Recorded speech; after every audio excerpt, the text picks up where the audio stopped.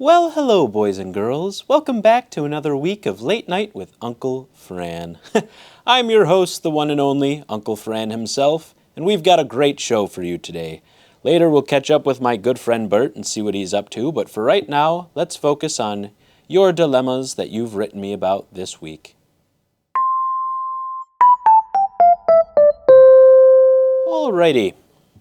Our first letter this week comes from a young man named Danny, age 27, from the state of Utah. He writes, Dear Uncle Fran, I very stupidly told my friend that I owed him one after dropping him off at the airport. Now this favor is coming back to bite me in the butt, as he has asked me to water his plants while he is out of town. How can I get out of this favor that I do not want to do? Signed, Danny. Yes, Danny, that was very stupid of you to promise to them indeed. So your friend has come to you and asked you to do a favor, but you are in no mood to grant it to them. Well, you have to ask yourself one question. What's more important to you, your friendship or your freedom? If you answered your freedom, then this is what you can do. Grant them the task this one time, yes, but suck tremendously at it, and they will never ask you to do it again. Let's take your situation, for example, Danny. Say your neighbor has asked you to water his plants. Well, you go to him and you let the plants die, Danny. Yes. They will never ask you to water them again, surely. I mean, it's really quite simple. I practice the same method when asked to babysit my neighbor's cat. Yes. No more cat, no more favors, no more nonsense. I believe it was Roderick Heffley who once said, never be good at something that you don't want to do. And I live by those wise words every day of my life. And now hopefully you will as well, Danny. Good luck to you, young man, and God bless. Alrighty, moving right along. Next up we have Fred, age 32, from the state of Minnesota. He says to me, Dear Uncle Fran, my wife has committed us to dinner plans that I really would not like to attend. I'd rather be home and have a night to myself. How can I make that happen? Signed, Fred. So, you've been sucked into dinner plans that you do not want to be a part of. All you want to do is be home, eat snacks, and watch TV. Well, all hope is not lost, young buck. Use this method, and you will never be invited to the gathering again. I call this method the anti-Irish goodbye. Instead of disappearing without saying a word, like in the traditional Irish goodbye, you share more with your host than any human on this planet ever wants to hear about another. This is sure to repulse them, and they will ban you from their home and all future gatherings, if done correctly, of course. I did this once at my neighbor's house. I walked through the door, and I was immediately greeted by this guy. I call him F***Face Gary behind his back. But anyways, F***Face Gary comes up to me, and he says, Hey, Fran, how are you doing? And I said this to him verbatim. Hey, Gary, not doing too great. Turns out what the doctors thought was simply an anal polyp has spread to the inner lining of my prostate and now must be surgically removed. The doctors told me the procedure is quite simple, actually. It's akin to that of a standard colonoscopy, only instead of a camera, they put a blade at the end of the probe, and they scrape my innards clean. They said I should find blood in my stool for up to 3 months after the procedure, but I said, hey, doc, what's new with that? That happens to me on a daily occurrence anyways. Are these lampshades new, Gary? Did you get new lampshades? See what I mean? That is more than anyone ever needs to know about another human being. And F***Face Gary sat there with a look of horror upon his face. And I was able to slip out of that house unnoticed, and nobody has invited me back since. So just find a disgusting detail about your life to share with your host, and they'll be sure not to invite you back. You can even rip that story off from me if you'd like it. It worked like a charm, let me tell you. So, anyways, hope that helps you, Fred. Good luck to you. And F***Face Gary, if you're watching, I would never like to step foot into your house again. Please and thank you. Alrighty, let's move on to letter number 3 this evening. This one comes from Ginger. This one comes from Ginger, age 22, from the state of Nevada. She writes, Dear Uncle Fran, my friend has started dating a man who is no good for her. He smells bad, looks weird, and all he ever talks about is Kung Fu Panda 3. How do I politely tell her to leave his sorry ass? Signed, Ginger. Of course, the age-old question, what do you do when you hate your friend's significant other?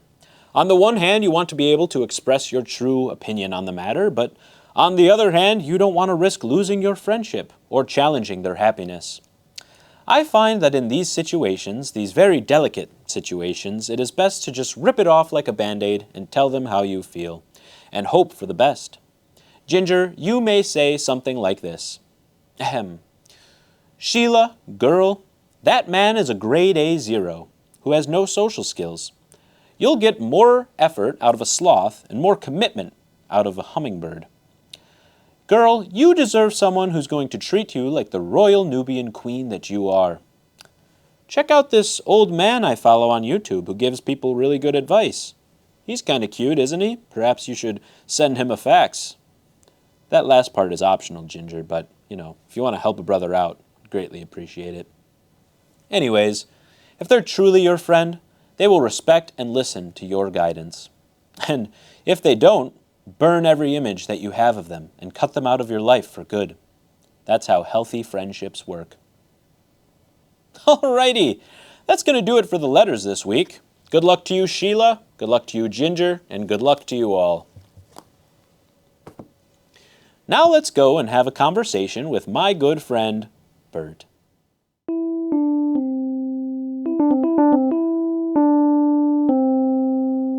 Alrighty, here he is. How's it hanging, Bert? Lower than yesterday. How was your week? Oh, it was wonderful. My grandson, he got his license. Oh, really? Congratulations to him. That is immaculate. Yes, I taught him. Does he know what the gas and the brake, what's the difference between them? Yes, he passed. It was wonderful. That's great. It was absolutely wonderful. I was actually there during his driver's test. Were you sitting in the car with him during the test? I was. When did this happen? 3 days ago. Did the instructor know that not a week earlier you had your license revoked for parking on the expressway? What they don't know can't kill them. It actually can in this case, Bert. Nonsense. It was the instructor, myself, and my grandson. And his father, actually, he wanted to come and be the chaperone. I was like, no, stay home. Oh, my. And he understood. He understood. So it was my grandson, the instructor, and myself. So they started out doing the little challenges. We went to the parking lot. And all of a sudden, we were all in the car. And the first challenge, you have to get the front end between the two cones. So all of a sudden, he was about to pull in, and I opened the door. What? Yeah. While the car's moving? Right, yeah. So I get out, and the instructor's like, hey. Right. It's frowned upon during the driving test. Hush your mouth. You just waved him off? He has a very valid concern there, Bert. Doesn't matter. We're just in a parking lot. So I was like, relax. So I get up, and I go, here, come on, keep on going, almost, stop. You can't do that, Bert, during the driver's test. Well, that's how they learn. With extreme guidance? This is a test. They're supposed to be able to do it on their own. How else can they be trusted on the road? Because they have me as the instructor. Bert, you should be nowhere near a motor vehicle. You've ran people over, you've stopped in the middle of the expressway, who knows what else you've done. And you're not a good person to drive with, Bert. You're not safe on the road. Well, you passed that part. Because you were out there. Okay, whatever. I'm not going to argue with you. I'm surprised the instructor let that go. So he's like, either get in the car or get out of the way. And I was like, okay. So next challenge is just regular parking. Right. Just regular, just getting in the cones. So I stood about 20 feet behind the car because I knew the car had the reverse camera. Then again, I was in the background of the reverse camera. I was like, come on. Instructor, the window rolls down. And he's like, hey, you're not allowed to do that. Right, that was not stealthy at all. Like, we clearly can see you. I was like, again, relax. It's not your place. That is his place, Bert. That is so frustrating. My grandson, yet again, perfect. Doesn't hit a cone. With your guidance. Right. With my guidance. I didn't even get to the best part yet. And what's that? Parallel parking. Oh boy. This is an important one, Bert. Right. And we practiced the night before, him and I. So what I would do, I would lay down in the parking space in the parking lot. And I would say, you can't hit me. You can't run me over. Parallel park. That sounds so incredibly dangerous. There was a lot at risk, but it made him learn quickly. He's like, I don't want to hit Grandpa Bert, understandably. So he was very, very cautious. So this time, I did the same thing. You laid out in this parking lot. I did. Okay. Was the instructor like screaming at you at this point? I mean, he cannot have liked that. Well, no, he didn't see me How? because I was laying down. I was under the camera. He didn't. Oh, wow. No radar could detect me. But my grandson knew because him and I, after I was getting screamed at by this weasel instructor, him and I, we locked eyes, and I was like, parallel parking time, and I winked at him. And he's like, okay. So all of a sudden I go over there, and I lay down, and now I'm in the road like this, or the parking lot like this. And my grandson, he did it perfectly, absolutely perfectly, because we practiced so many times. Has he ever, in the middle of you practicing this move, has he ever nicked you or hit you once? Yeah, he ran over my foot 4 times. Right. That's horrible. No, but he learns because I'm like, I was screaming in pain. He's like, wow, I don't want to hurt Grandpa Bert. This sounds terrifying. If I were your grandson, I'd be scarred for life. He was fine. He passed again with flying colors. What was a little scarring was for the instructor because he came out and he saw me laying on the ground like this. And I was like, hi, instructor. He's like, what the hell? What the hell is wrong with this guy? This guy probably hated your guts. You were just freaking him out all day long. I'd be scared too if I saw your freak ass come at me in this driver's test.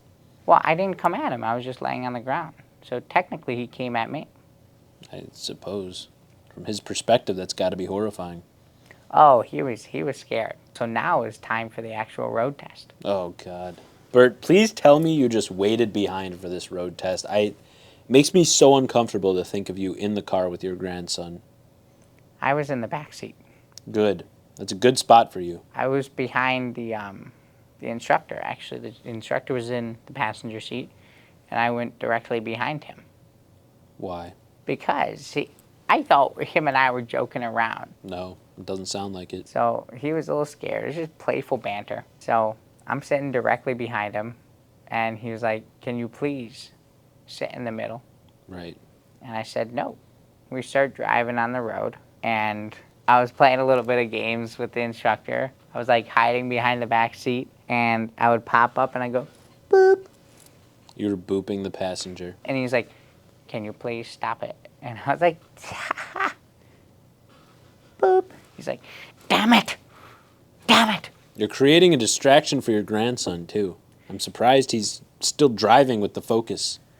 Well, no. That was the best part. My grandson, he totally rolled the stop sign. Bert, you're causing him to make hazardous decisions during his driver's test. Well, no. The driver's instructor didn't see it because he was distracted by me. Oh, Bert. It's not good. It was fun, though. He was getting really bothered. And then we got onto the expressway. Oh, God. Well, okay. I have to remind myself you're sitting here, so obviously it cannot have been that bad, but this makes me extremely nervous, I have to tell you. So we go onto the expressway, and he kept on saying this stupid phrase. He was like, when it's safe to do so, merge left. When it's safe to do so, merge left. When it's safe to do so... Shut up. What do you know? He's the instructor. That phrase just kept on bothering me. He would say a direction, and I wanted to play another little game. So he would say, when it's safe to do so, turn left. And I was like, right. My grandson got a kick out of it. Really? He did? Is he as twisted as you are? He started laughing. He was like, oh, classic Grandpa Bert. So this, whatever illness this is that has created you, it runs through all your family's blood for him to be laughing at this. I thought we were having a good time. It was a funny scene. My grandson, what a warrior. This guy was going below the speed limit. Boom! He just takes off. And the instructor's like, I didn't say when it was safe to do so. And I was like, yes! Yes! It seems so inappropriate. I said, that's right. And my grandson and I, we both looked at the driver's seat of the car that we passed. We go, makes sense. Oh my God. You were playing the game during the driving test. Of course. That's so inappropriate. I'll give you 3 guesses. Bert, I'm not playing this right now. Come on. We'll talk about it later. I bet you'll get it in 1 guess. We're not doing this right now. What I still cannot fathom in my brain is how you were disruptive, distracting this whole time. Your grandson is joking around. He's making all these errors. And he still passed this test. How is that even possible? So, I wasn't going to say this on air. Right. But you pulled my arm. After the instructor, we got back, and he was like, you have caused some of the most unsafe, hazardous driving environments I've ever been a part of. Correct. Yes. And I said, well, does my grandson pass? And he's like, absolutely not. That makes total sense to me. He said, you and your grandson need professional help. Correct. And I said, are you sure he didn't pass? Oh my God, Bert. You pulled your frickin' musket out on him? What is that gun? That looks so old-fashioned. It was the one I used in Nam. Really? Wow. It's actually in pretty good shape for Nam. This was currently pointed at the back of his head because I was still behind him. Is that the real reason that you sat behind him, Bert? Maybe. And then he's like, sir, what are you doing? And I was like, no, I was just wondering, did he pass? And I pushed it harder. And he's like, oh, yes, of course he passed. I said, oh, thank you.